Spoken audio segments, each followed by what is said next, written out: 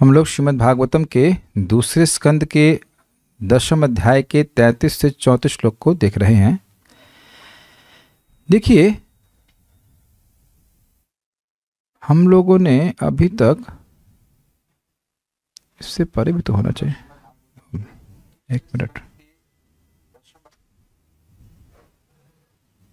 हाँ, तो अब आप लोगों ने अभी तक विराट रूप का वर्णन सुना और विराट रूप भगवान के स्थूल रूप का वर्णन है। ये वस्तुतः भगवान का दिव्य स्वरूप नहीं है, लेकिन जो भगवान के दिव्य स्वरूप की धारणा नहीं कर सकते, धारणा मीन्स कंसेप्शन, उन लोगों को समझाने के लिए कि भाई देखो ये भगवान है, तो ऐसा बोला जाता है कि पातालमेतस्य ही पादमूलम। आप इधर भी बैठ सकते हैं, कोई दिक्कत नहीं है। ऐसे लाइक मुझे बैडमिंटन खेलना पड़ेगा ऐसे इधर देखने के लिए। आप राजकुमार इधर आ सकते हैं, उधर क्या भागने के लिए तैयारी हैं गेट पे जैसे बस जैसा मौका मिले तुरंत भाग जाएंगे, इधर बैठ जाइए, इधर कोई दिक्कत नहीं, प्रश्न नहीं करूंगा। आप पास में बैठेंगे तब भी प्रश्न नहीं, घबराइए मत, आप इधर बैठ जाइए। हाँ, जस्ट ऑडियंस को देखना बहुत जरूरी होता है। क्या बात कर रहा है? हाँ, तो विराट रूप की धारणा किस लिए करी गई, वर्णन क्यों किया गया? जो भाई भगवान को सीधे नहीं देख सकते तो उनके लिए विराट रूप का वर्णन हुआ कि भाई देखो पाताल इनका चरण है, ऐसे करके। तो उसका, इस विषय का उपसंहार, इंग्लिश में कहते हैं कंक्लूजन, और यहाँ हिंदी में कहते हैं उपसंहार करने। भाई देखिए, मैंने आपको यह विराट रूप का वर्णन किया जो इस श्लोक 33 का विषय है। बस इतनी सी बात बोल रहे हैं, समझ में आया? अभी तक मैंने आपको, मान लो मैं सुखदेव गोस्वामी के स्थान से बोल रहा, तो अभी तक हे परीक्षित महाराजों, मैंने आपको अब तक विराट रूप का वर्णन किया, बस इतनी सी बात बोल रहा है। इजी उपसंहार। उसके बाद नेक्स्ट श्लोक में अगली बात बताऊंगा, मेरे पीछे बोलिए।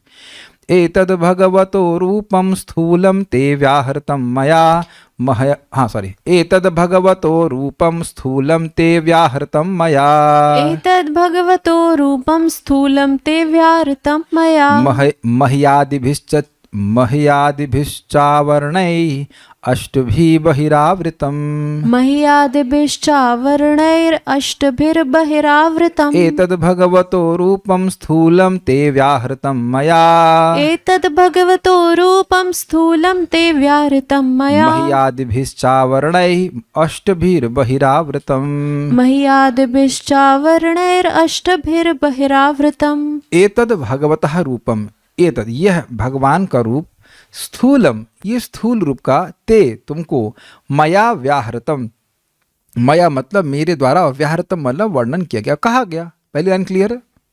कैसा रूप है? तो कह रहे हैं मही आदि भी। मही का अर्थ क्या होता है? मही, मही मतलब क्या होता है? महा नहीं, मही, मही मतलब पृथ्वी, महीपाल, पृथ्वी आदि, पृथ्वी जल वायु अग्नि आदि आपने सुना ही था। तो ये 8 लेयर्स हैं जो कि ब्रह्मांड को कवर किए रहती। तो कह रहे मही आदिभिश्च चावरणै, च प्लस आवरणै, इन 8 तत्वों के द्वारा जो आवरण है इनके ऊपर, यह अष्ट भी बहिरावृतम, बाहर से 8 आवरणों के द्वारा आवृत रहता है। सेकंड लाइन समझ में आ रही है? मही आदिभि, मही मतलब पृथ्वी, पृथ्वी एंड एक्सेट्रा, पृथ्वी जल वायु अग्नि आकाश मन बुद्धि अहंकार, ऐसे करके 8 हो गया कि नहीं? ऐसी 8 लेयर हैं ब्रह्मांड के सब तरफ या नहीं है? ये आप दूसरे स्कंद की शुरुआत में सुन चुके हैं कि हमारा ब्रह्मांड है, कोई गोला है इधर, भगवान को नहीं दिखाना, और नहीं गोला, okay both okay, this is some kind of a prob but devotees will understand it. ये देखिए भाई, ये आपका ब्रह्मांड है, इसमें आधे में जल भरा हुआ है, प्लीज इमेजिनेशन को इस्तेमाल कीजिएगा। ये लेकिन ये बोतल का आकार का, लेकिन इसके चारों ओर, चारों ओर नहीं, गोल के चारों ओर कैसे हो सकता है? लेकिन अगर ये गोल वस्तु तो उसे सब ओर के लिए, सब तरफ आवरण है। पहला आवरण है पृथ्वी का, उसके बाद जल का, उसके, और वो जल का आवरण पृथ्वी के आवरण से 10 गुना बड़ा है। हम लोग का ब्रह्मांड 4 करोड़ योजन है, किलोमीटर नहीं, योजन का है, कुछ ऐसे कुछ सिस्टम है, भूल गया मैं। तो वह है उसका डायमीटर है, उसके 10 गुना लेयर जो है वो पृथ्वी की है, फिर उस पृथ्वी की लेयर का 10 गुना है जल, और उसका 10 गुना है वायु। आप इधर आके बैठ सकते हैं, हम सबको देखना चाहते हैं। हाँ, ऐसे बैठ जाए, ऐसे इधर बैठ जाएंगे तो भी चलेगा। हाँ,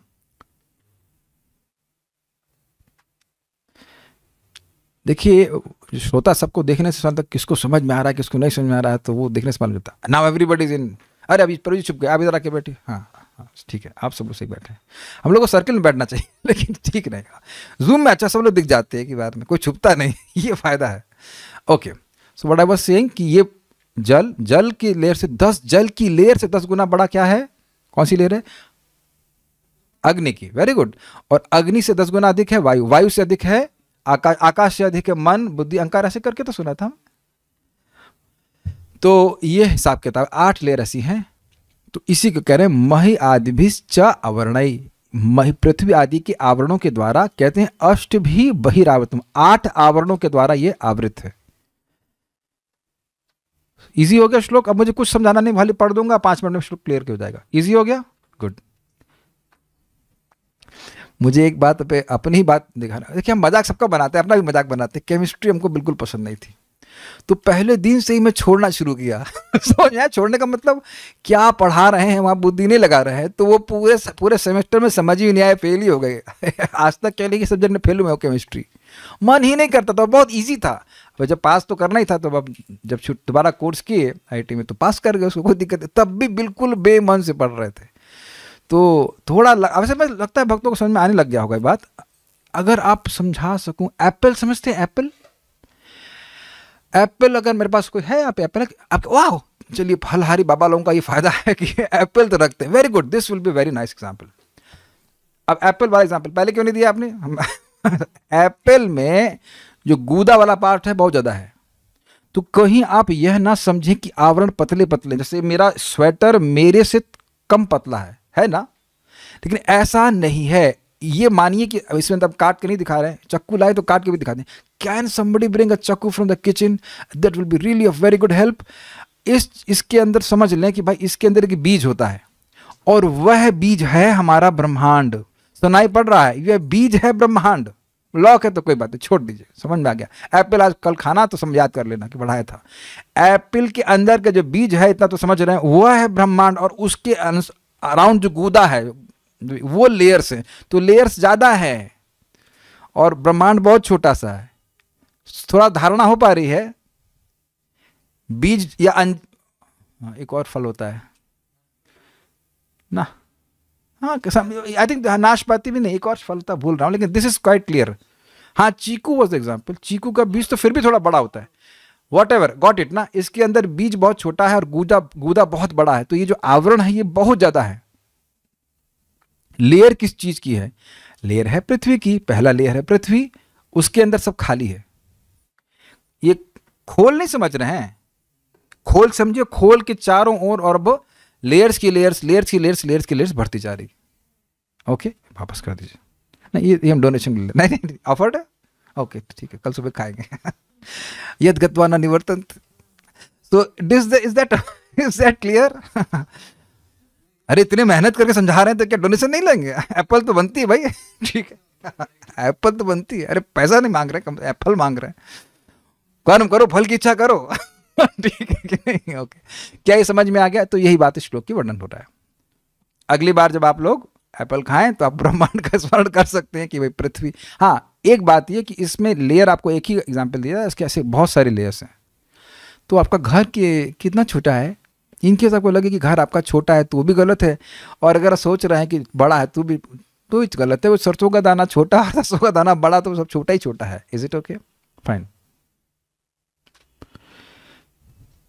लेयर किस चीज की बनी है? हे भगवान, चीज, अरे चीज की नहीं बनी है, ये इसमें लिखा है स्पेलिंग CHEEZ, ये चीज का नहीं बना है इनके दिमाग में समझ नहीं आ रहा। पृथ्वी का बना बेटा, पृथ्वी का, क्या कठिनाई? अच्छा चलो मैं पूछूं कि भाई ये सेब का ये जो गूदा है वो किस चीज का बना? आप समझाइए।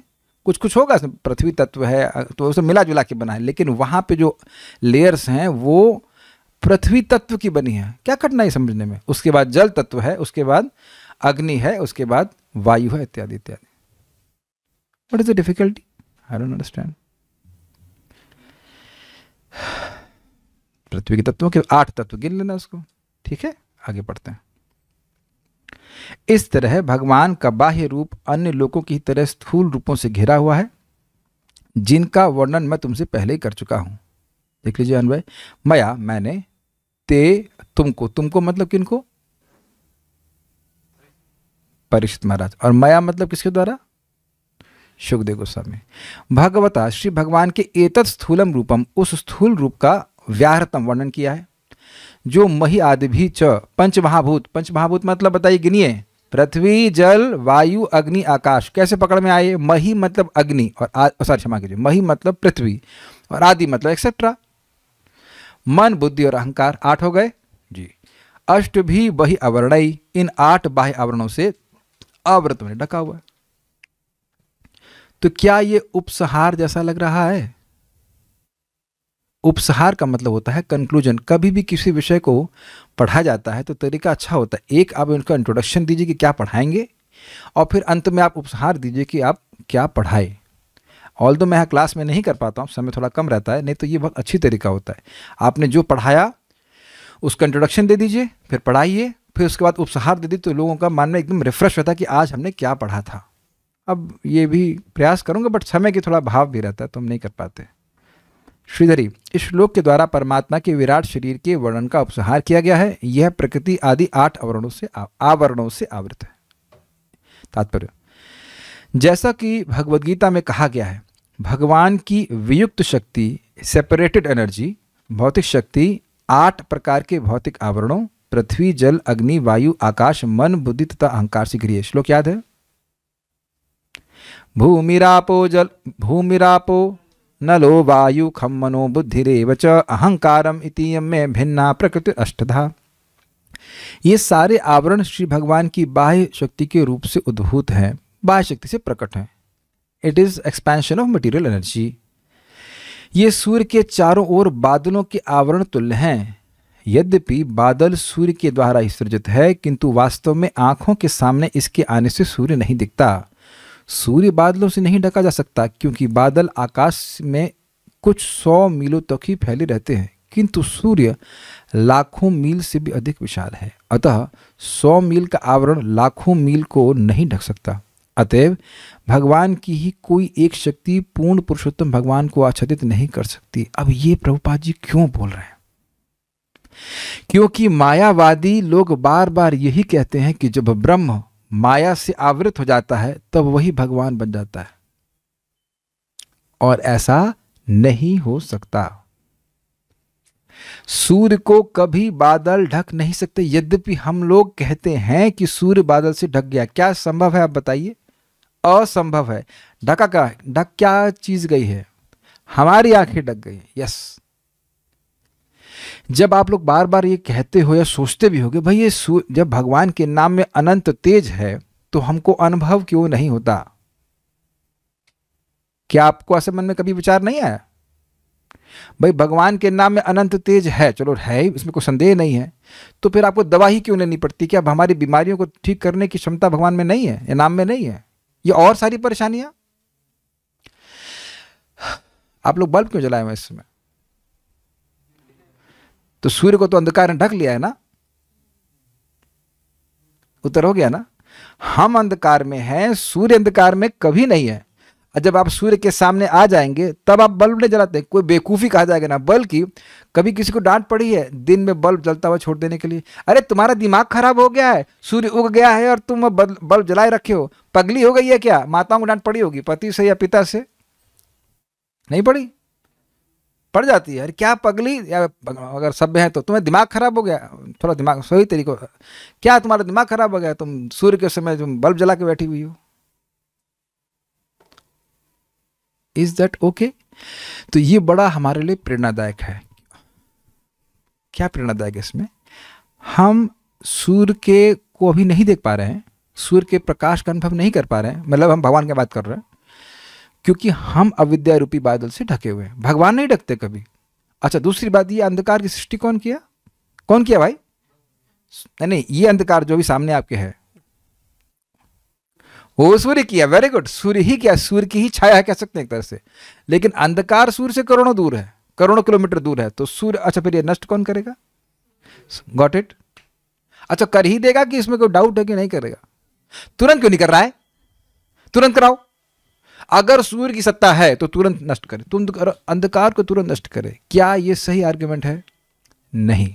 आपने वेट करना होगा, 7:30 बज रहा है, 5 o'clock नहीं होता है, 6 o'clock, ऑलमोस्ट 11 साढ़े 11 घंटा वेट करना पड़ेगा। दिख जाएगा सूर्य कैसे नष्ट करता है। सूर्य क्या नष्ट कर देगा? सूर्य का आभास, किरणों का आभास ही नष्ट कर देगा। देखिए आपको बहुत सिंपल बात लग रही है, लेकिन इसी नाते लोग भक्ति छोड़ देते हैं। ये 11 घंटे वो वेट नहीं करना चाहते। मेरी बात समझ में आ रही है? अगर ऐसा नहीं है तो इन 3 सालों में बाकी भक्त लोग बहुत क्यों ड्रॉप कर गए?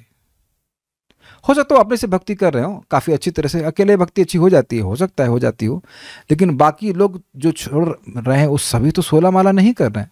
मैं नहीं कह रहा हूँ कि जो छोड़ रहे हैं सब 16 माला नहीं कर रहे हैं, लेकिन जो सब लोग छोड़ दे रहे हैं वो सब लोग 16 माला कर रहे हैं, वेरी डाउटफुल। और जितना भक्तों के संग से दूर जाएंगे उतना और संभावना है कि हम नाम नहीं करेंगे। ये एक बहुत बड़ी प्रॉब्लम है जो लोग नहीं समझ पाते। कल नहीं प्रकट हो रहे हमारे हृदय में भगवान, कल प्रकट होंगे भगवान हृदय में। मेरी भाषा समझ में आ रही है? One day will be the day when Krishna will appear and that will be the next day. मेरी बात समझ रहे हैं ना? लेकिन वो कल नहीं है, एटलीस्ट इस समय तो कल नहीं है, लेकिन एक दिन जरूर होगा, वो आज का ही दिन होगा। वो एक ही दिन होगा जो देखें अरे जैसे मुझको तो महाराज पास में धौलपुर के, अरे ये कौन है? तो कृष्ण है। भगवान उनको सीधे मंगल आरती के लिए उठा रहे हैं। भैया आरती करो, मंगल आरती का समय हो गया, मैं खड़ा हूं, उठो। सीधे भगवान ही उठा रहे हैं उनको। काफी साल लगे लेकिन दिखे उनको भगवान। ये बहुत इंपॉर्टेंट है dear devotees.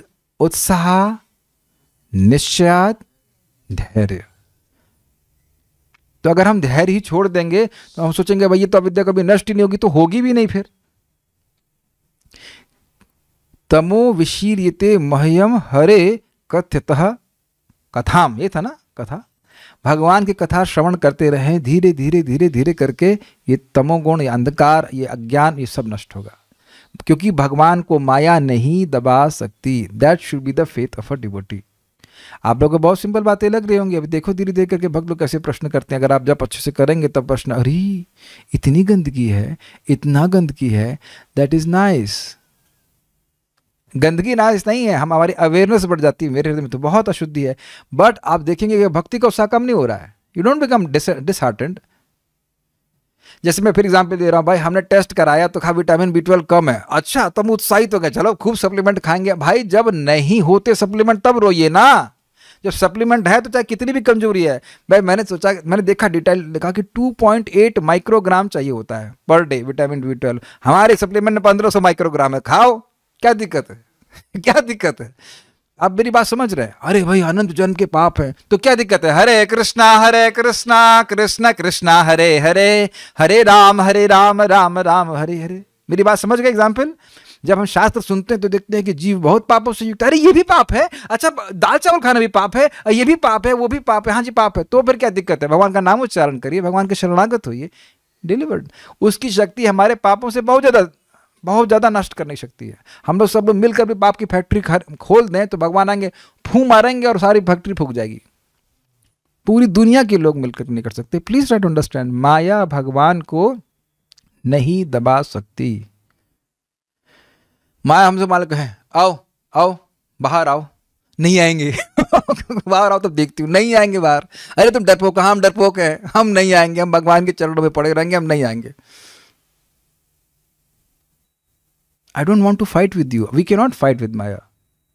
Can you fight with darkness? What is the value? कोई अंधकार से लड़ाई करता है? नहीं करता, ना कर भी नहीं सकता। लेकिन अंधकार स्वतः प्रकाश से नष्ट होता है। प्लीज इस बात को समझने का प्रयास कीजिए। ये विश्वास हमेशा बना के रखिए कि भगवान को माया कभी नहीं दबा सकती है, और ना माया भगवान को स्पर्श कर सकती है, बल्कि जो भगवान के स्पर्श में रहता है वह माया से दूर हो जाता है। What is that? मामे व ये प्रपद्यन्ते माया मेताम तदंती। This is very much to be heard. ये सुनने की जरूरत है, क्योंकि भक्त लोग कभी कभी लगता है कि हम तो पवित्र हो नहीं रहे, या हम होंगे नहीं कभी पवित्र, या कभी हम शुद्ध भक्त बन नहीं पाएंगे, इत्यादि इत्यादि। ऐसा नहीं होने वाला है। पूरा ब्रह्मांड भगवान के हाथ में ऐसे है जैसे मेरे हाथ में एप्पल। मेरा हाथ तो पूरा फिर भी एप्पल को नहीं पकड़ रहा है। भगवान को तो पता ही नहीं कि ब्रह्मांड है कहाँ, इन द सेंस कि भगवान के संकर्षण जो अवतार हैं उनके सर पे है कहीं ब्रह्मांड, उनको पता भी नहीं कि ब्रह्मांड कहाँ है। इतने शक्तिशाली भगवान है, और उन भगवान ने अपनी सारी शक्ति भागवत में रख दी है, जिसको हम लोग भाई the mercy of Srila Prabhupada पढ़ रहे हैं। किंतु ये शक्तियां भगवान द्वारा उन बद्ध जीवों की आंखें बंद करने के लिए हैं जो प्रकृति पर अपना अधिकार जताना चाहते हैं। तो कहेंगे भगवान तो बड़े क्रूर है, हमारे आंखें बंद की हैं। बेटा तुम आंखें बंद करवाना चाहते थे इसलिए आंखें बंद की हुई हैं। लाइट बंद कर देना, हम जरा सोना चाहते हैं। Got it. कुछ लोगों ने कभी किया है कि अब आप आलसी हैं, लेटे हुए हैं, किसी को बोल देते हैं भाई जरा लाइट बंद करना, हम सोना चाहते हैं। वो माता जी लोग समझते होंगे, प्रभु जी लोग बोलते होंगे ऐसा। तो अब आप देख ही रहे हैं कि ये सीन हो रहा है। तो लाइट तो आप आज्ञा दिए ना, भगवान माया में जाने दीजिए, तो ठीक है जाओ। ये बातें हैं। वास्तव में बद्ध जीव पदार्थ के मोहजन्य बादल से आच्छादित रहते हैं, और यह भगवान के ऊपर है, और ये भगवान के ऊपर है कि वे दिखे या ना दिखे। भगवान के ऊपर है कि मतलब भगवान की भगवान की स्वेच्छा है। What is that? नाहम प्रकाशः सर्वस्य योग माया समावृतः मूढ़ोयम ना भी जानाति लोको माम अजम अव्ययम। मैं सभी को प्रकाशित नहीं होता, मैं योग माया से अपने आप को सम्यक रूप से आवृत रखता हूं, और इस कारण से लोग नहीं जान पाते कि मैं अर्थात भगवान श्री कृष्ण इस जगत के परे हैं। लोको माम अजम अव्ययम। अजम है, अजम मतलब अजन्मा है, और अव्यय निर्विकारी है, प्रकृति के गुणों से कभी वह प्रभावित नहीं होते। Is it okay? हमें स्वीकार करना हो कि हम बद्ध जीव हैं, कोई कठिनाई भी नहीं स्वीकार करने में, और उसके बाद समझना होगा कि हम स्वतः भगवान के बारे में नहीं जानते। अगर स्वतः भगवान के बारे में जान रहे होते तो केवल भक्ति कर रहे होते। जैसे स्वतः हम लोग रसगुल्ले के बारे में जानते हैं, रसगुल्ले के बारे में जानते हैं कि नहीं, कोई दिमाग तो लगाना नहीं पड़ता, तो फिर वहाँ हमारी मति धावित होती है। लेकिन स्वतः भगवान के बारे में बद्ध जीव नहीं जानता, इसलिए शास्त्र श्रवण करना पड़ेगा, तब समझ में आएगी भगवान की बात, और तब भगवान के प्रति आकर्षित होंगे। ओके,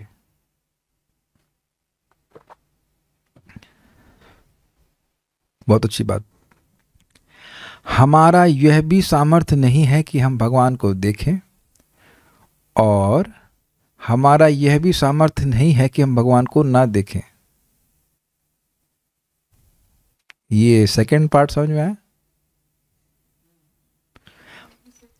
अगर भगवान की स्वेच्छा होगी तो कहेंगे हटो हटो हमारे हृदय से हट जाओ, हट जाओ। नहीं हटेंगे, नहीं हटेंगे, हमको यहाँ रहना अच्छा लग रहा है, ये हृदय पवित्र हो गया, ये प्रेम से भरा है। गोपियां आपने सुना ही है कि वह योग करती हैं ताकि भगवान की स्मृति हटे तो घर कुछ काम करें। और ये हम लोग दूसरे स्कंद में सुन चुके हैं, जब हृदय शुद्ध हो जाता है, पाद एकम न मुंचति धौतात्मा पुरुषम एकम पाद मूलम न वंचति। जब व्यक्ति का हृदय धौत अर्थात पवित्र हो जाता है, उसकी आत्मा, उसका हृदय पवित्र हो जाता है, तो अनंत आप डिस्टर्ब कर रहे हैं क्लास में और आपके साथ में एकम्प्लिस बैठ गए, तो हम आप पुरानी ट्रिक लगाते हैं। माय डियर डिवोटीज, क्या नाम है बच्चों का? बेटा इधर आके बैठो, इधर सामने बैठो, इधर इधर इधर इधर आ जाओ, आप इधर बैठ जाओ, बेटा आप भी इधर आ जाओ। आप खाली सुनना, क्लास नहीं सुनने के लिए बोल रहे हैं, डिस्टर्ब नहीं करना, इधर आके बैठ जाओ। हाँ ये आइए, इधर जाइए, इधर इधर बैठ जाइए। नहीं स्लेट ले लो, खेलो, कोई दिक्कत नहीं, अकेले अकेले खेलो, साथ में नहीं। हाँ बस, यस, हम पुराने हमें पनिशमेंट मिल चुके हैं, डिवाइड एंड रूल। साथ में बैठेंगे तो सारे शैतानी करेंगे। ओके, दूर दूर बैठो, पास में नहीं बैठना, पास नहीं बैठना। आप हॉस्पिटल जाके खेल के आओ, देखो कितने कितने लोग मर रहे हैं, जाके देखते चेक अगर काउंट करो। अच्छा चलो हम वापस आ जाते हैं, बात क्या कर रहे थे? तुम बात देखिए छूट गई क्या? हाँ, धौत आत्मा। अगर हृदय का, व्यक्ति का आत्मा अर्थात मन पवित्र हो जाता है तो भगवान के चरण कमल को छोड़ता ही नहीं है। This is the point. तो अगर, यानी समझ गए ना, तो हम भगवान को देख सकते हैं और ना भगवान को नहीं देख सकते। जैसे सूर्य को नहीं देख सकते अभी हम, अब जब सूर्य प्रकट हो जाए तब आप कहीं भी जाएंगे तो सूर्य दिखाई पड़ेगा। अब अलग बात है कि अपने रूम में जाके बंद कर ले, that's different thing, but analogy मैं आपको दे रहा हूँ। So once Krishna reveals himself to us, we can't help our self from remembering him. समझते इस फ्रेज का मतलब? हम भगवान का स्मरण किए बिना रह ही नहीं सकते, ये बात है। चूंकि बद्ध जीवों के दिव्य दृष्टि नहीं होती और वे भगवान को देख नहीं सकते, अतः वे भगवान के अस्तित्व तथा उनके दिव्य रूप को नकारते हैं। अब आप ये समझ लीजिए कि अगर हम भगवान के बारे में श्रवण नहीं करेंगे तो वो जो टेंडेंसी है ना कि भगवान नहीं है, वह तुरंत बढ़ने लग जाएगी।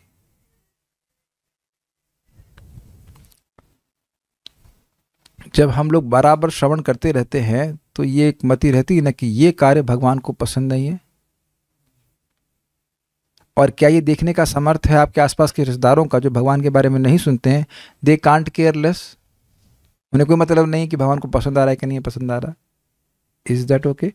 इस सभी का आधार है श्रवण। श्रवण के द्वारा व्यक्ति अवेयर रहता है। नेक्स्ट, अल्प ज्ञानी पुरुष विराट भौतिक रूप का आवरण स्वीकार कर लेते हैं।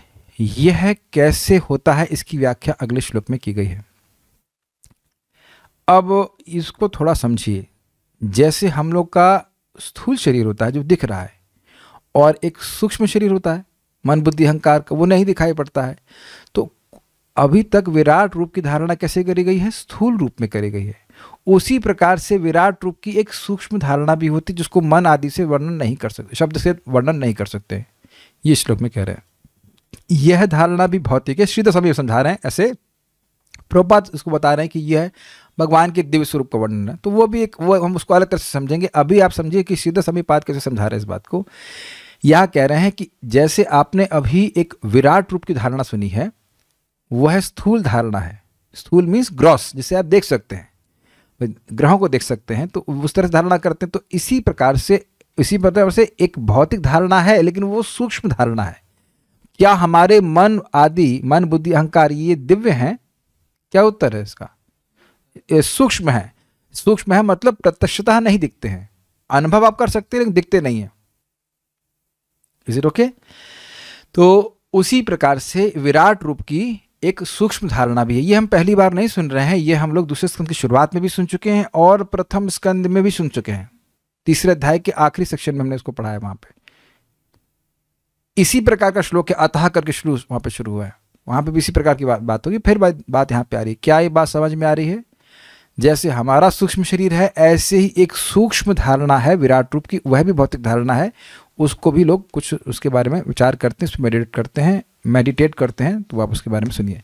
अतः परम सूक्ष्मतमम अव्यक्तम निर्विशेषणम, अतः परम सूक्ष्मतमम अव्यक्तम निर्विशेषणम, अनादि मध्य निधनम नित्यम वांग मनसः परम, अनादि मध्य निधनम नित्यम वांग मनसः परम। अतः परम सूक्ष्मतमम अव्यक्तम निर्विशेषणम, अतः परम सूक्ष्मतमम अव्यक्तम निर्विशेषणम, अनादि मध्य निधनम नित्यम वांग मनसः परम, अनादि मध्य निधनम नित्यम वांग मनसः परम। अतः परम सूक्ष्मतमम अव्यक्तम निर्विशेषणम, अतः परम सूक्ष्मतमम अव्यक्तम निर्विशेषणम, अनादि मध्य निधनम नित्यम वांग मनसः परम, अनादि मध्य निधनम नित्यम वांग मनसः परम। अतः परम सूक्ष्मतमम अव्यक्तम निर्विशेषणम, अतः परम सूक्ष्मतमम अव्यक्तम निर्विशेषणम, अनादि मध्य निधनम नित्यम वांग मनसः परम, अनादि मध्य निधनम नित्यम वांग मनसः परम। अतः इस स्थूल संसार से परे दिव्य संसार है, जो सूक्ष्म से भी सूक्ष्मतर है। न तो इसका आदि है, न मध्य और न अंत। अतः यह व्याख्या अथवा चिंतन की सीमाओं के परे है और भौतिक बोध से भिन्न है। देखिए प्रभुपाद जी का तात्पर्य कैसा है, अनुवाद कैसा है। प्रभुपाद जी इसको आध्यात्मिक जगत के वर्णन के बारे में बोले, बिल्कुल सही है। और वह सही तो है ही, मतलब कहने का मतलब दो तरह से व्याख्या हो रही है। एक कि भाई इसके परे, ऐसे लिंक समझिए।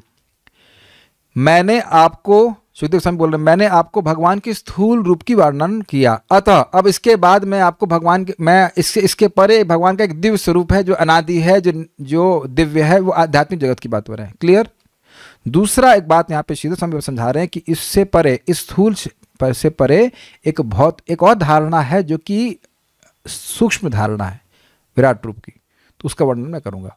दोनों अर्थों को बैलेंस कर पा रहे हैं। प्रभुपाद जी के अनुवाद को लेकर के आपको प्रभुपाद जी का तात्पर्य समझना होगा, और जो अभी मैं समझाऊंगा वो श्रीधर स्वामी के अनुसार है, तो वह आपको वैसे ग्रहण करना होगा। दो अर्थ अलग अलग प्रकार के होते हैं भागवतों में, इसको बैलेंस कर लीजिएगा।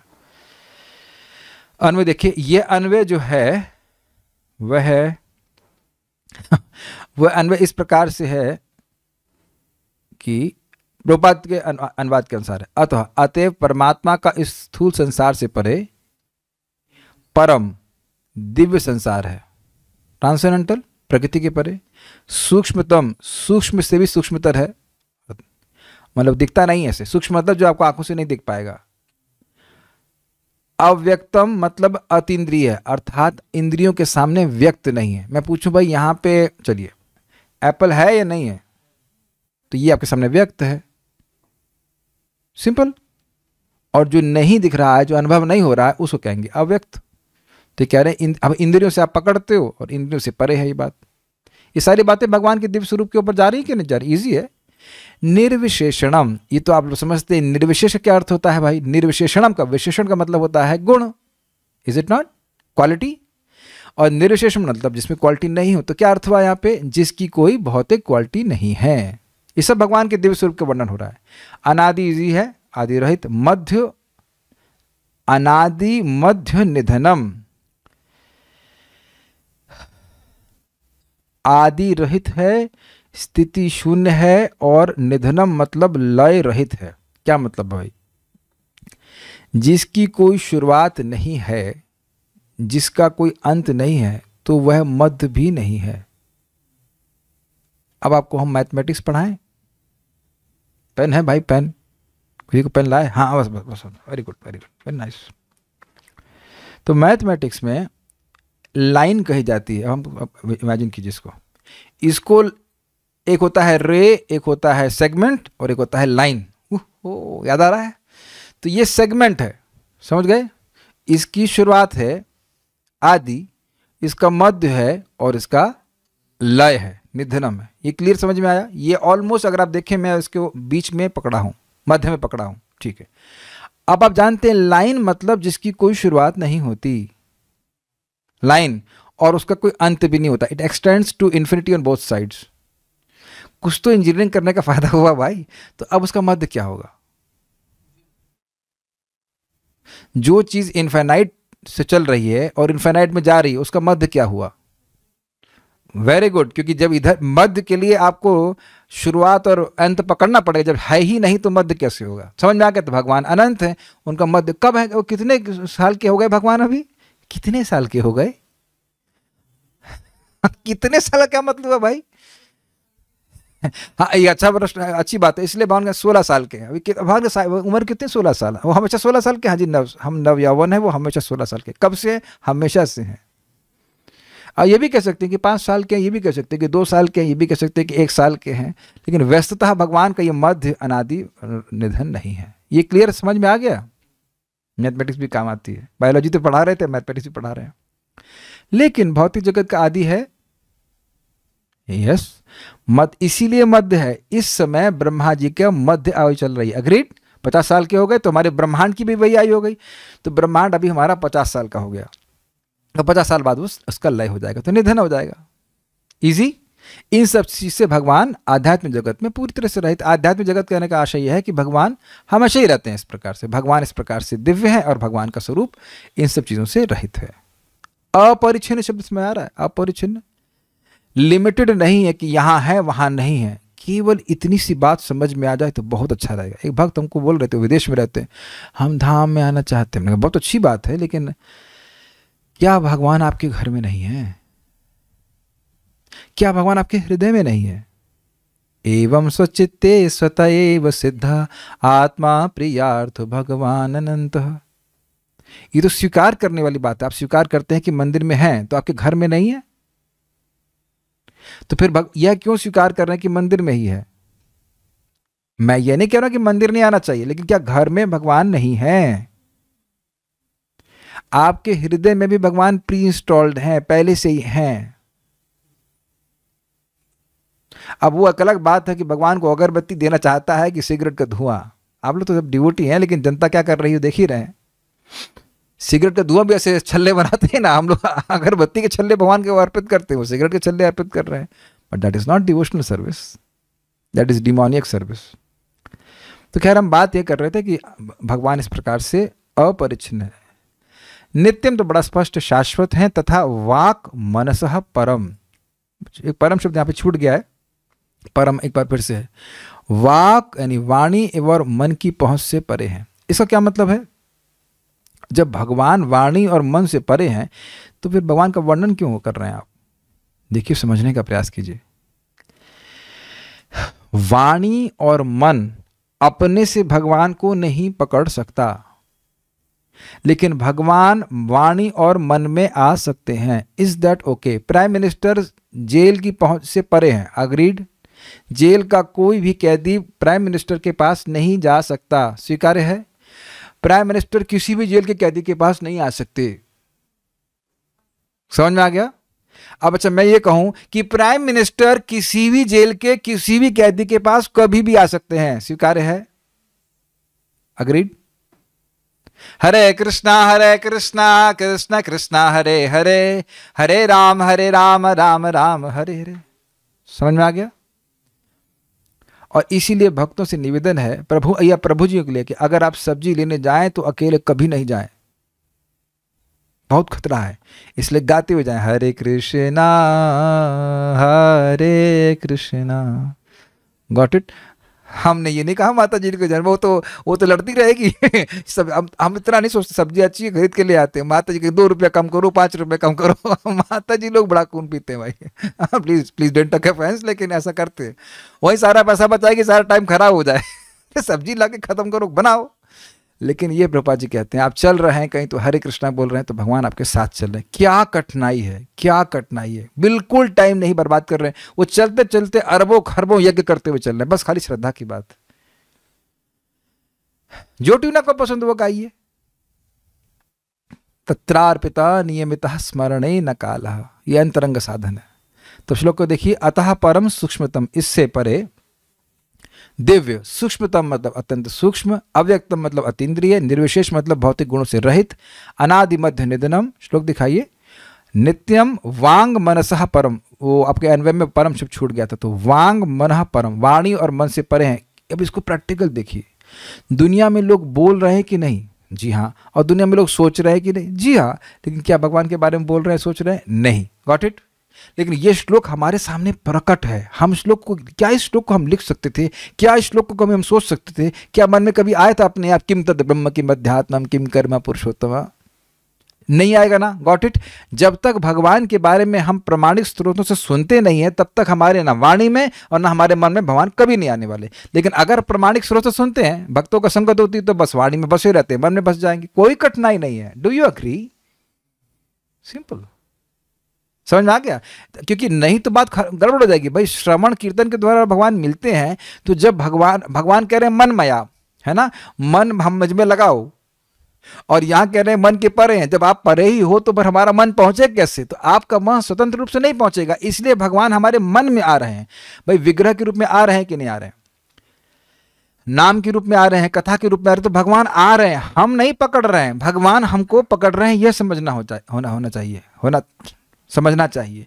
हम नहीं जप करते, हम इच्छा करते हैं कि हमारे मुख पे हरे कृष्णा कृष्ण कृष्णा हरे हरे, हरे राम राम राम हरे। इनवाइट करें, आप आइए ना, आप हमारे घर पे आइए प्रसाद। जैसे हम बुलाते तो वो व्यक्ति को इनवाइट कर रहे हैं तो वो आता है।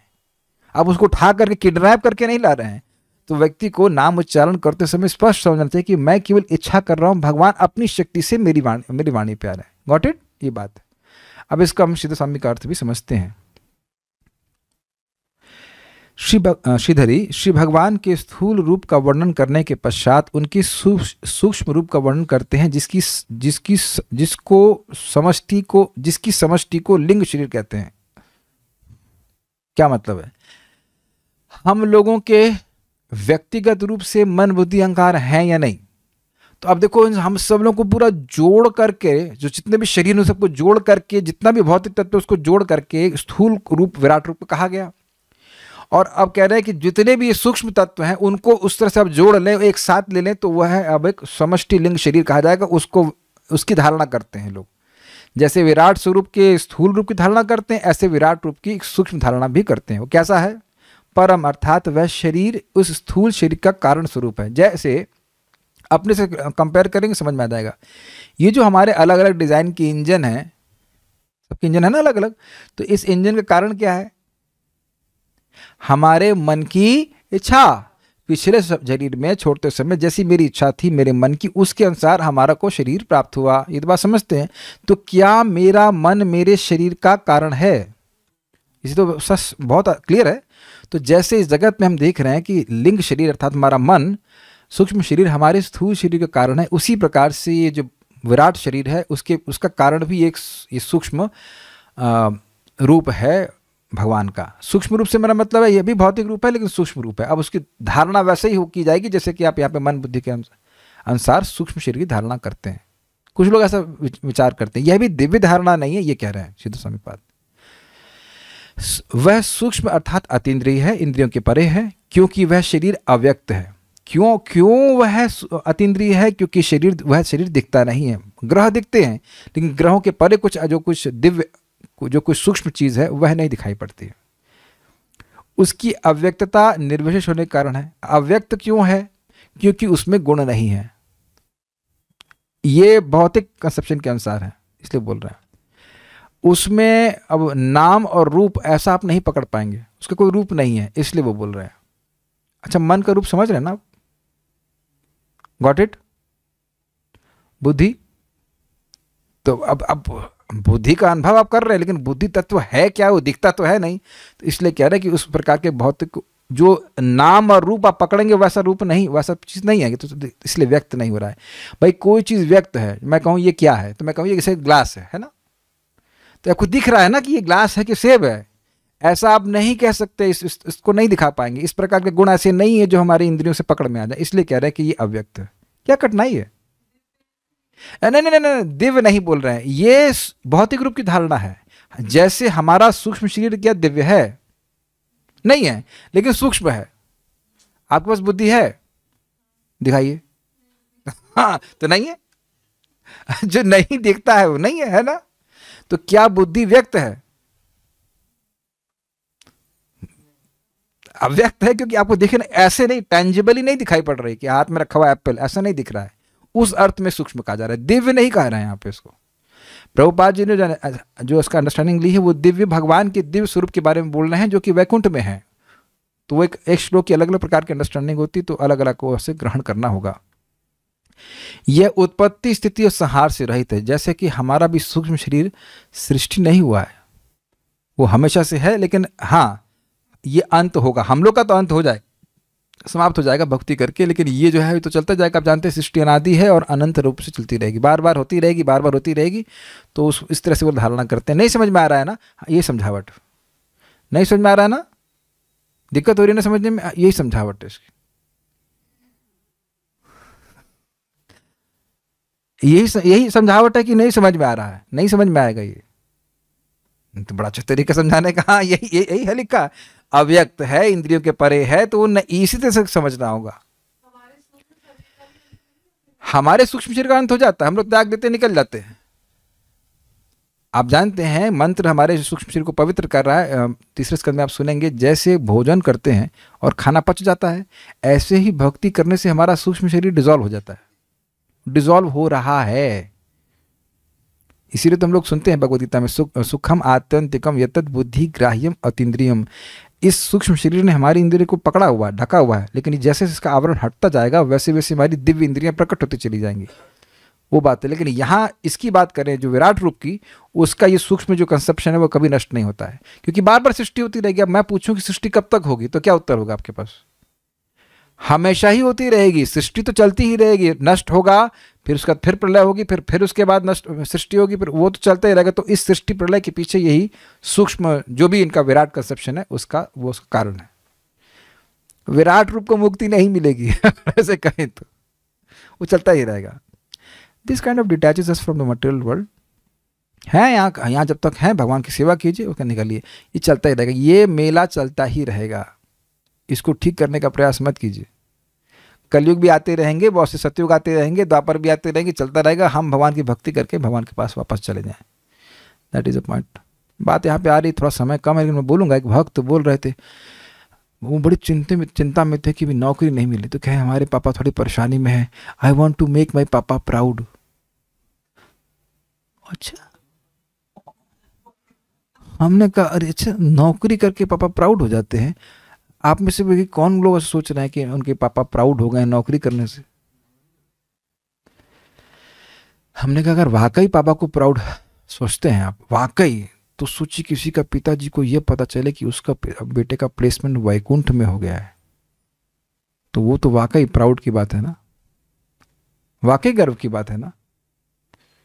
स्वर्ग से भी ज्यादा कोई रियली मालूम चल जाए कि भाई ये वैकुंठ चले गए, तो फिर उससे बड़ा श्रेय और हुआ है। ध्रुव महाराज ने प्राउड कर दिया ना अपनी माँ को। आज ध्रुव महाराज की वजह से ही उनके पिताजी को भी हम जानते हैं, और उनकी माँ का नाम भी भागवत में है। Is it, I mean when I speaking this is like brings goose bumps. अब ध्रुव महाराज की वजह से उनकी माँ का नाम भी आज भागवत में है। प्रहलाद महाराज की वजह से उनके पिताजी हिरण्यकशिपु का नाम भी भागवत में है। Not easy to have your name in Shrimad Bhagavatam. ब्रह्मांड में, पूरे ब्रह्मांड में कितनी घटनाएं हो चुकी हैं, और उसमें जो सबसे महत्वपूर्ण घटनाएं वह भागवत में है। कितने महत्वपूर्ण होंगे वो लोग। भगवान की भक्ति करेगा तब व्यक्ति पिता ही नहीं पूरे कुल का उद्धार करने वाला होता है। मैं इस बात पे बोल रहा हूँ कि जगत तो चलता ही रहेगा, अपने को भक्ति करनी है, उस पर फोकस करें, उसी से सबसे अच्छा बात होती है। इसे ये सब बात सुन करके व्यक्ति डिटैच होता है, नहीं तो इसी जगत की व्यक्त उपासना में ही लगा रहता है। ये हमारा परिवार है, ये है, वो है, तो ठीक है परिवार है जो कुछ भी है, लेकिन उसको भक्ति में लगाना चाहिए ना। अरे भक्ति में ना लगाए, कम से कम प्रसाद तो खिलाना चाहिए। ना करें भक्ति, प्रसाद तो खाएं, अभी भक्ति है। यह नित्यम अर्थात सदा एक समान बना रहता है, अतएव सदा एक समान बना रहता है, अतएव नित्य है, अर्थात उसमें कभी भी अपक्षय आदि विकार नहीं होते, मतलब क्षीण नहीं होता है। अरे ऐसा समझ लीजिए कि भगवान के विराट रूप का सूक्ष्म शरीर कभी नष्ट नहीं होता है, ये कह रहे हैं। Is it okay? ये बात है। वह कभी वाणी और मन का विषय भी नहीं बनता है, इसलिए परम है। वांग मनः परम, ये भी कठिन नहीं हो रहा है। मैंने भी आपको बताया कि वाणी के द्वारा और मन के द्वारा यह पकड़ में नहीं आता है। तो ऐसी धारणा कुछ लोग करते हैं, वो करते रहने दीजिए, कोई दिक्कत नहीं है। लेकिन यह आगे जाके अगले श्लोक में उसको निषेध कर देंगे कि ये सब धारणा भी भौतिक है, इसको करने से कोई फायदा नहीं है। प्रभुपाद जी का तात्पर्य कहाँ जा रहा है? भगवान के वैकुंठ स्वरूप को देखिए। परमेश्वर का स्थूल बाह्य रूप बीच बीच में प्रकट होता है, अतः यह रूप भगवान का शाश्वत रूप नहीं है, जिसका ना तो आदि है, न मध्य और ना कोई अंत। किसका आदि मध्य अंत नहीं है? भगवान के शाश्वत रूप का। ठीक है। एक बार मैंने महाराज से पूछा, परम पूज्य वृंदावन चंद्र महाराज जी, ये महाविष्णु ग्लांस करते हैं तो ये प्रकृति बाहर है कि अंदर है? भाई मैं किसी को देखूंगा तो प्रधान या प्रकृति जो कुछ भी है वो तो मेरे से बाहर होना चाहिए ना। सोचते हैं ना ऐसा? आपने फोटो भी देखी हो कि भगवान महाविष्णु ऐसे हो ग्लांस कर रहे हैं, तो यह तो हमारी भौतिक धारणा है ना। हम तो अपने लोटे से साड़ी नापने का प्रयास कर रहे हैं। ये आपने कभी सोचा नहीं इस तरह से? हम लोग बड़ी आसानी से समझते हैं ना कि भगवान महाविष्णु लेटे हुए हैं और प्रधान वहां है। वहां मतलब कहाँ है? वह भी तो भगवान के अंदर ही है ना। कितनी हमारी लिमिटेड कंसेप्शन है। महाविष्णु अनंत हैं, तो अब अनंत तो मतलब सब जगह ना। अब देखो ना कि हमको नहीं समझ में आ रहा। हम अपनी लिमिटेड अंडरस्टैंडिंग से स्वीकार कर लेते हैं, हाँ भगवान विष्णु यहाँ पे हैं और प्रधान यहाँ पे है, और उस पर दृष्टिपात कर रहे हैं। हाँ समझ में आ गया। नहीं हमको समझ में आया, बस तुमको समझाने के लिए बोल दिया गया। जैसे बच्चा बोलता मम्मी चंद्रमा कहाँ है? बेटा देखो वो नीम की डाल दिख रही है। हाँ दिख रही मम्मी, वो उनके बीच में है। हाँ हमको समझ में आ गया। बेटा तुमको समझ में नहीं आया, चंद्रमा की स्थिति तो बहुत ऊपर है। बस बच्चों को समझाने के लिए सब बोल दिया जाता है। भगवान हर जगह है, ये बात आप लोग आज स्वीकार करना शुरू करेंगे। Krishna is always there and everywhere. हर जगह भगवान है, हर जगह। इसीलिए कहा जाता है कि जब हम व्यक्ति सभी को सम्मान करना शुरू करता है, देन ही बिकम्स ऑफेंसलेस पर्सन। उसको दिखने लगता है कि भगवान सब जगह है, किसी का भी वह असम्मान नहीं करता। जिस वस्तु का आदि मध्य और अंत होता है वह भौतिक कहलाती है। यह समझ में आया? क्योंकि भौतिक वस्तुओं की सृष्टि होती है, उनकी शुरुआत होती है। इस भौतिक जगत का प्रारंभ भगवान से हुआ, अतः जगत के प्रारंभ के पूर्व भगवान निश्चय ही सूक्ष्म से सूक्ष्म दिव्य रूप में रहते थे। अब यहाँ सूक्ष्म का क्या अर्थ है? दिव्य, ट्रांसेंडेंटल। केवल सूक्ष्म का अर्थ यह नहीं कि हमारी इंद्रियों को पकड़ में नहीं आ रहा। जैसे इंद्र देवता का शरीर हमारे लिए सूक्ष्म है, उनके पार्षद, उनके चेलों के लिए, उनके उनके सेवकों के लिए नहीं है। मेरी बात समझ में आई? हम शिव जी को नहीं देख पाते तो शिव जी का नंदी भी नहीं देख पाता। मेरी बात आप समझ रहे हैं? ब्रह्मा जी को हम नहीं देख पा रहे हैं तो क्या ब्रह्मा जी के जो साथ में ऋषि मुनि हैं वो भी नहीं देख पा रहे हैं? तो इसका मतलब सूक्ष्म का मतलब हमेशा दिव्य नहीं होता, लेकिन यहां प्रभुपाद जी समझा रहे हैं सूक्ष्म से भी सूक्ष्म का मतलब हो गया दिव्य, ट्रांसेंडेंटल, प्रकृति के परे, गुणों के परे। इजी। नेक्स्ट, भौतिक जगत का आकाश सूक्ष्मतम माना जाता है। इससे सूक्ष्म मन, बुद्धि तथा मिथ्या अहंकार होते हैं, किंतु आठों बाह्य आवरणों को परम सत्य के बाह्य आवरणों के रूप में बताया जाता है। पिछले श्लोक में बताया गया था। अतः परम सत्य भौतिक अवधारणाओं की व्याख्या एवं कल्पना से परे है, अर्थात हमारे मन, बुद्धि, अहंकार सभी चीजों से भगवान परे हैं। वे निश्चित ही सभी भौतिक चिंतन से परे हैं, इसलिए वह निर्विशेषणम कहलाता है। किंतु निर्विशेषणम को दिव्य गुणों से विहीन समझने की गलती नहीं करनी चाहिए, जो कि निर्विशेषवादी बार बार करते हैं। वो कहते हैं भगवान निराकार है, मतलब उनका आकार ही नहीं है, जबकि इसका अर्थ है कि भगवान का दिव्य आकार है। कई बार बात को हम सुन चुके हैं। विशेषणम का अर्थ है गुण, अतः निर से जुड़ने से निर्विशेषणम का अर्थ भौतिक गुणों या विविधताओं से रहित हो जाता है। जरा समझिए इस बात को। त्रैगुण देवी एष गुणमयी मम माया दुरत्या, माया गुणमयी है। ठीक, तो निर्गुण का मतलब क्या हो गया? जो गुण से रहित। गुण मतलब इस प्रकृति के गुणों से रहित। तो अब विशेषण मतलब गुण और निर्विशेषण मतलब निर्गुण। तो निर्गुण का क्या मतलब हुआ? जो कि प्रकृति के गुणों से रहित हैं। यह नहीं कह रहे कि दिव्य गुणों से रहित है। Is it? यस। इस निषेधात्मक पद में 4 दिव्य गुण हैं: अप्रकट, दिव्य, शाश्वत तथा मन एवं वाणी से परे। ये क्या मतलब हुआ भाई? ये भौतिक गुणों से भगवान रहित हैं। इसको कहते हैं नेगेटिव, निषेध मुख से वर्णन। भगवान में भौतिक गुण नहीं है, भगवान का आदि नहीं है, भगवान का मध्य नहीं है, भगवान का अंत नहीं है। इसका मतलब यह नहीं कि भगवान है ही नहीं, इसका मतलब है कि भगवान असीमित हैं। ये बात बोले। शब्दों की सीमाओं से परे का अर्थ है भौतिक बोध का निषेध।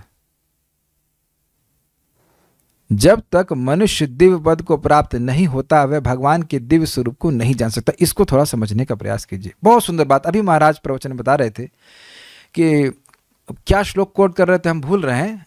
माता अदिति के ही से बात हो रही थी, उनकी कश्यप मुनि की। तो कुछ श्लोक बोल रहे हैं, हम श्लोक नहीं जान रहे, उसका अर्थ बता रहे थे कि भगवान सबके हृदय में है। तो माता अदिति मान लो पूछें कि भाई भगवान हमारे हृदय में है तो दिखते क्यों नहीं? तो कहते हैं वासुदेवम। तो वासुदेव कहने की क्या आशय है? वासुदेव का अर्थ यह है कि एक वासुदेव अवस्था होती है जिसे तुरीय अवस्था कहते हैं, या इसे शुद्ध सत्व की अवस्था कहते हैं। उसमें भगवान का अनुभव होता है। जब तक हमारा चित्त रजोगुण, तमोगुण, सत्वगुण में ही अवस्थित है भगवान की अनुभूति नहीं होगी। एकदम दिमाग में बिल्कुल क्लियर समझ लीजिए। एक बार भक्त ने पूछा, ऐसे भक्त प्रवचन में कह रहे थे, शायद ही अब हम लोग उतने समय से भक्ति कर रहे हैं लेकिन भगवान के नाम का अनुभव किसको हुआ है? अर्थात बहुत कम लोगों को हुआ है। That is expected, that is not depressing, that is expected. मैं समझा पाया मैं क्या कह रहा हूं? भाई जब प्रायः हम सब लोग गुणों के अंदर ही हैं तो भगवान का अनुभव नहीं होगा ना। प्राय जब सभी लोगों को जॉइंटिस है तो मीठे का अनुभव नहीं होगा। सिंपल। इसमें डिप्रेस होने की क्या बात है? मैं समझा पा रहा हूं? तो अगर हमको भगवान का डायरेक्ट अनुभव नहीं हो रहा है तो इसका क्या मतलब है? मैं अभी वासुदेव स्थिति में नहीं हूं। एक सिंपल वे में स्वीकार करना चाहिए। मैं फिर वो एग्जाम्पल दूंगा। भाई आपको शरीर में कमजोरी लग रही है, अब B12 की कमी है। We don't despise ourselves. समझते हैं डिस्पाइज का अर्थ? अपनी भर्सना तो नहीं करते, अरे भाई बीमार हैं। बहुत सिंपल सी बात। आप यशोदा क्या नाम है, यमुना माता जी को जानते हैं, गोविंद मादी पुरुषम जिन्होंने गाया हुआ है। तो वह एक भक्त को समझा रही थी कि वो एक भक्त कह रहा था हमको रुचि नहीं है नाम में। तो उन्होंने कहा कि आपको केवल ये स्वीकार करना होगा, this is my present state, मैं इसमें बीमार हूं, तो मैं अब औषधि के रूप में हरे कृष्ण मंत्र ग्रहण कर रहा हूं। लेकिन यही औषधि मेरे इस अविद्या को नाश करके स्वतः ही अपने स्वाद का अनुभव कराने में समर्थ बना देगी। Just simple. ये सब बोलने की जरूरत नहीं कि हमको रुचि नहीं है, हमें अब तो समय हो गया। It does not make any sense. जैसे मैं आयुर्वेद की दवा ले रहा हूँ तो अब इसमें कुछ मतलब नहीं कि कितने समय तक लेंगे, जब तक ठीक नहीं होंगे तब तक दवा लेते रहेंगे, ये होता है। अग्रीड? क्या उससे पहले छोड़ने कोई मतलब हुआ तो दवा तो फिर तो बीमारी और बढ़ जाएगी। एक बार मैंने पूछा था परम पूज्य राधारमण महाराज से कि महाराज जी ये नाम में रुचि नहीं होती, क्या कारण है? हम हमेशा पूछते रहते हैं, हमेशा कुछ न कुछ साधु लोगों से कुछ न्याय मिलता है। तो इससे पहले महाराज बोलते, कोई माता जी ऑडियंस में थे, तुरंत बोल पड़ी, अटेंटिव चैंटिंग नहीं करते हैं। तुरंत ब्रह्मज्ञानी प्रकट हो गई। तो अब महाराज बड़ा विनोद बोले, अच्छा ये पीछे ही जो कृष्ण हॉल है इसमें आप अटेंटिवली रसगुल्ला खाते हैं? क्यों भाई, क्या अटेंटिवली रसगुल्ला खाते हैं? आप यह भी देखेंगे कि बहुत बार तो अब मोबाइल चेक करते हुए भी खाता है, फिर भी यार बड़ा अच्छा बना यार, थोड़ा अंतर पड़ जाता है, लेकिन कैसे भी खाएं अच्छा लगता है, बल्कि वो अटेंशन खींच लेता है क्योंकि वह टेस्ट प्रकट करता है। अग्रीड? अच्छा देखिए, कभी कभी कोई व्यक्ति सेंट ला के चला जाता है क्योंकि हमारे नाक में ग्रहण करने की शक्ति है, इसलिए हमारा अटेंशन खिंच जाता है। अग्रीड? कोई विरोध? और अगर नहीं है, एक हमारे ग्रुप में भक्त है, उनके नाक में सूंघने की शक्ति नहीं है, बता रहे थे, तो अब नहीं है तो चाहे सेंट पेंट कुछ भी चलता रहे, आपका ध्यान नहीं आकृष्ट होगा। Is that make sense? तो हमें बिल्कुल सामान्य रूप से स्वीकार करना हो कि मैं अभी बीमार हूं। हरे कृष्णा बोलिए एक बार, हरे कृष्णा। तो क्या आपको ऐसा अनुभव हो रहा है कि मेरे करोड़ों मुख हो, ये हो? नहीं हो तो स्वीकार कर ले कि मैं बीमार हूं, सिंपल। और नियमित रूप से जब करते रहें, भागवत सुनते रहें, भगवान का प्रसाद ग्रहण करते हैं, स्वयमेव स्फुरति अधः, स्वयमेव स्फुरति अधः, अपने आप ही प्रकट हो जाएगा। क्या बच्चे भी अविद्या से ग्रसित होते हैं? अनंत, आप भी अविद्या से ग्रसित हैं? आपको पता है अविद्या का मतलब क्या होता है? फिर ही बोला हाँ। उत्तर बिल्कुल सही है। क्यों? क्योंकि बच्चों को भी हरे कृष्णा बोलने के बाद अनंत सुख नहीं मिल रहा है। वो भले बॉडी अलग अलग है सबकी, लेकिन बच्चों को भी जो कह रहे हैं ना, हमारे बच्चे जब क्यों नहीं करते? बद्ध जीव इसलिए नहीं करते। सिंपल सी बात है। आप भी बद्ध जीव, आपके बच्चे क्या मुक्त जीव हो जाएंगे? वह भी बद्ध है, तो क्या कर सकते हैं? अच्छा ये पराठे खाते हैं बच्चे आपके? हाँ, समझ में आ गया। तो पराठे काय को खाते? क्योंकि पराठे अच्छे लगते हैं, उसके लिए कोई साधना नहीं करनी पड़ती है। तो चलो को वहीं से शुरू करो, भगवान को अर्पित करो, वह भी दिव्य ग्रहण करते जाएंगे, एक दिन भगवान की भक्ति करने लग जाएंगे। लेकिन हम लोग को समझना चाहिए, जैसे ही हमें ज्ञान होगा और जब तक ज्ञान बना रहेगा तब तक व्यक्ति भक्ति करता रहेगा कि भाई मैं बीमार हूँ, I am not ecstatic right now. Ecstatic in the sense ऐसे नहीं कि मतलब बिल्कुल एकदम नाच रहे हैं असीमित आनंद में, तो हमने भक्ति करनी है। और जब श्रवण करते रहते हैं तो व्यक्ति का मन उत्साहित रहता है। मैं सब बातें क्यों कह रहा हूं तो समझ में आया? भगवान भौतिक बोध के परे हैं। जब तक मैं वासुदेव स्थिति को नहीं पहुंच पाता तब तक मैं भगवान को नहीं देख सकता। एक और समझ लीजिए एग्जाम्पल, आप लिफ्ट में बैठे हैं, आपके प्रेमी हैं 10th फ्लोर पे हैं, तो यहीं से देख लेंगे उनको। जब तक मैं लिफ्ट में चढ़ करके ऊपर नहीं पहुंचता उनसे नहीं मिल सकता है ना। बहुत बार कभी हमको भक्त लोग बुलाते थे भाई कि प्रसाद खाने के लिए, तो 10वीं फ्लोर पर उनका मकान है, तो वहीं ऊपर से फेंक देंगे। हाँ मुंह खोलिए आप, हाँ ऊपर से इडली छोला सांभर फेंकना शुरू कर देंगे। क्या खा सकेंगे बताइए? सब आंख में जाएगा कि नहीं जाएगा? अगर आपको मुंह पे भी गिरा तब भी काम करना ही है ना। इसीलिए भगवान की दिव्य लीलाओं को पढ़ने से पहले व्यक्ति को पहले सारी चीज समझनी होंगी, नहीं तो हम वो बिल्कुल नहीं समझ पाएंगे भगवान की दिव्य लीलाओं को। Is that okay? Very clear. तो अभी हम दिव्य हैं नहीं, भगवान की भक्ति करके गुणों से जब पार होंगे तो भगवान का अनुभव अपने आप होगा, निरंतर होगा, कोई दिक्कत नहीं। एक एग्जाम्पल और समझ लीजिए, सूर्य है, बादल के नीचे हो तो सूर्य का अनुभव नहीं है, और अगर हवाई जहाज में बैठे हैं तो आप देखते हैं ऊपर से, ओह अच्छा यहाँ बारिश हो रही है। बैठे होंगे हवाई जहाज में तो आप देखेंगे अच्छा यहाँ पे आप निरंतर सूर्य के ही प्रकाश में रहते हैं, नीचे कुछ भी चलता रहे। एक और बात बोलूंगा जबरदस्त, तीसरी, भाई जब तक समुद्र में बैठे हैं, समुद्र में गिरे पड़े रहेंगे तो ये सब चलता रहेगा। कभी लहर ऊपर उठाएगी और कभी लहर नीचे जाएगी। जब तक समुद्र से पूरी तरह ऊपर नहीं उठ जाते तब तक हम परेशान होंगे ही। It's a very deep statement.